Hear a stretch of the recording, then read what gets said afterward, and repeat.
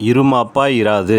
அன்பு இருமாப்பாய் இராது. 1 கொரிந்தியர் 13:4. தன்னைப் பற்றித் தானே அதிகமாய் நினைப்பதுதான் இருமாப்பு ஏற்படக் காரணமாகும். அறிவு இருமாப்பை உண்டாக்கும். 1 கொரிந்தியர் 8:1.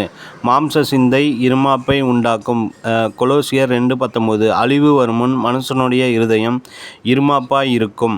நீதிமொழிகள் 18:12 என்று வேதம் சொல்லுகிறது. வில்லியம் கேரியின் இருமாப்பற்ற தெய்வீக அன்பின் சுபாவத்தை நினைக்கும் போதெல்லாம் என் உள்ளம் உருகுவதுண்டு.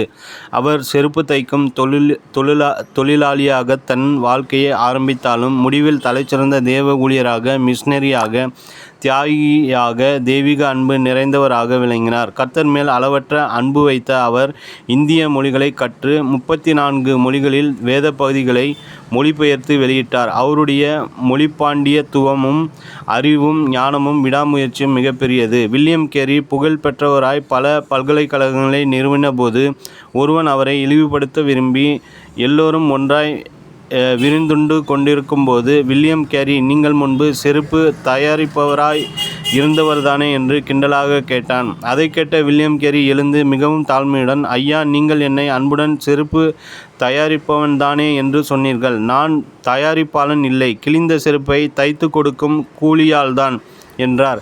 கர்த்தருக்காக எந்த இழி சொல்லையும் மகிழ்ச்சியோடு ஏற்றுக்கொண்ட அவரது தெய்வீக அன்பு என் இருதயத்தை உருக்குகிறது. ஆம், அன்பு இருமாப்பாய் இராது. அதுபோல நாமும் இருமாப்பாய் இல்லாமல் கண்ணீரோடு கர்த்தரண்டை திரும்புவதையே கர்த்தர் ஆவலுடன் எதிர்பார்க்கிறார். அப்படி வரும்போது உடனே நம்மை அணைத்து கொண்டு நம் கண்ணீரை துடைத்து நம் பாவங்கள் அக்கிரமங்கள் எல்லாவற்றையும் மன்னித்து மறந்து நம்மீது அன்பு செலுத்துகிறார். ஆம், அவரது அன்பு எத்தனை இனிமையானது! அன்று கெட்ட குமாரன் மனசாபத்தோடு தன் தகப்பனிடத்தில் திரும்பி வரும்போது அந்த அன்புள்ள தகப்பன் என்ன செய்தான் தெரியுமா? மகன் தூரத்தில் வரும்போதே அவனை கண்டு மனதுருகி ஓடி அவன் கழுத்தை கட்டி கொண்டு அவனை முத்தம் செய்தான். லூக்கா 15:20 என்று வேதத்தில் வாசிக்கிறோம். மகன் மன்னிப்பு கேட்கும் வரை கூட அன்பான தகப்பனால் பொறுத்திருக்க முடியவில்லை. மனம் திரும்பும் மகன் அழும் காட்சியை மனதில் தியானித்து பாருங்கள். நீங்கள் கண்ணீரோடு கர்த்தரண்டை திரும்பும்போது அப்படித்தான் கர்த்தரும் உங்களை பாசத்தோடு ஏற்றுக்கொள்வார். தேவ பிள்ளைகளே, நம் ஆண்டவர் அன்புள்ளவர் மட்டுமல்ல, நம் அன்புக்காக ஏங்குகிறவரும் கூட. நாம் அவரிடம் அன்பு செலுத்தாவிட்டால் அவர் யாரிடம் அன்புக்காக செல்லுவார்? நம்மை அன்போடு சிருஷ்டித்தார். எவ்வளவு அன்போடு நமக்காக ஜீவனை தந்தார். அந்த அன்புக்கு இணையான அன்பு உண்டோ?